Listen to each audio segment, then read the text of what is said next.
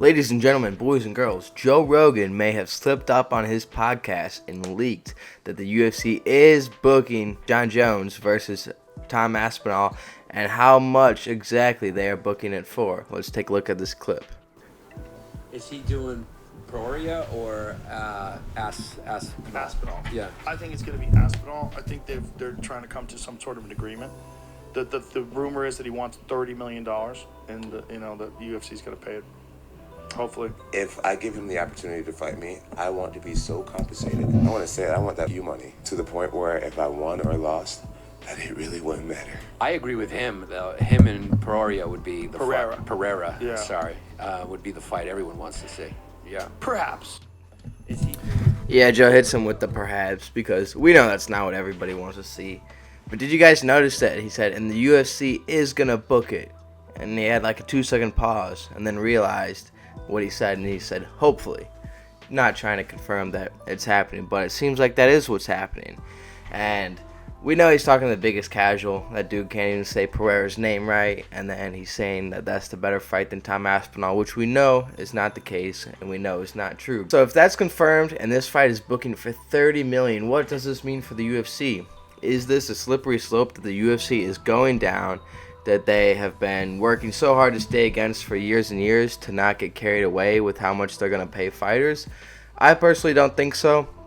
When you're someone like Jon Jones or Conor McGregor, you are one of the greatest of all time, most famous fighters of all time.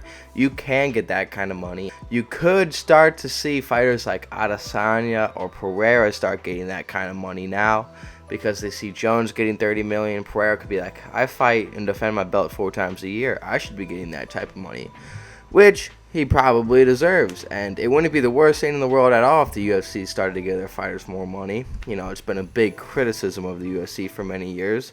So it definitely could be happening where this Jon Jones moment, we look back on the future and be like, that's what started getting these UFC fighters more and more money each fight.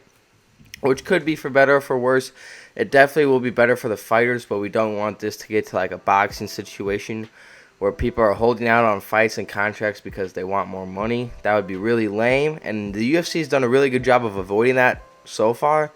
Maybe avoiding it too much and that they're underpaying fighters, but we definitely do not want to see fighters holding out on fights and contracts because of money. That would just be a shame to see happen to MMA, but I trust Dana White and the UFC to not allow that to happen. Another reason that this fight needs to happen is because it validates the UFC Heavyweight division and making it a legit division. You know, obviously it's a legit division, right? But if Jon Jones just retires and Aspinall becomes the champ, there's no real closure there. You never really know if the heavyweight division's all that, or if Jon Jones just would have smoked everybody. You know, people could call him a dog, but you really need that closure if Jon Jones wins this fight or if Tom Aspinall wins this fight.